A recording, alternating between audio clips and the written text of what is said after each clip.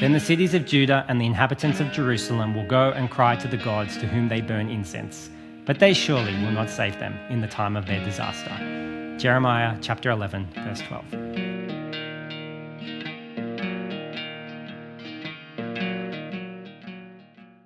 I've started reading C.S. Lewis's Space Trilogy again this year, and as I now go through the final book, That Hideous Strength, I'm taken aback at how prophetic Lewis was.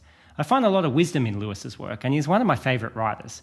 When we think of popular dystopian future books written in the 20th century, Aldous Huxley's Brave New World and George Orwell's 1984 instantly come to mind.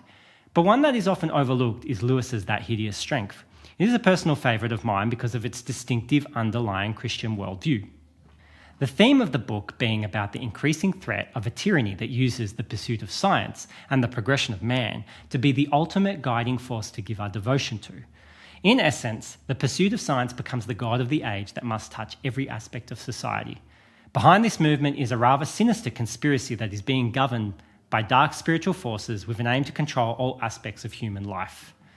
The antagonists of the story are always willing to sacrifice the rights of individuals for a grand notion of the greater good, or progress, or order, whereas the protagonists object to this. The greater good is in God's hands. It's not for us to manipulate or try to control. That we must never sacrifice an individual for the sake of some notion of a greater good. Lewis, like Tolkien, often saw that the path of resistance to such a dystopia was not in violent force, but in simple acts and blessings God has given us, fellowshipping with each other and family, gardening, growing food, partaking in feasting and drinking wine, simple acts of charity, helping the poor. I can't help but see the similarities for the days we find ourselves in, especially in Western nations and my own country of Australia. Follow the science is the new religion, with its orthodox gatekeepers, its heresy, witch hunts, its doctrines and its blasphemies. Instead of science being a tool or a gift or a blessing to benefit mankind, it must become our all-encompassing Lord that we give unquestionable allegiance to. It is science and science alone that will save. It must dictate our governance, our policies, our culture, our policing, our social life, even our morality. Men in white coats are the new prophets.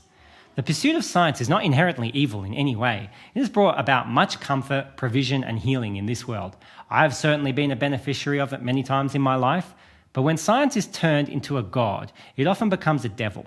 And so over the next few weeks or so, expect me to make these little videos talking about direct passages and quotes from That Hideous Strength, as I can't help but be reminded at how relevant some of the things that were written by Lewis back in 1945 are for today, and how many of his warnings seem to be, admittingly from my biased point of view, coming into fruition.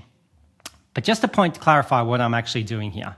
I'm not necessarily setting out to challenge or question any particular scientific field or report or study. I don't have a right or confidence to do that.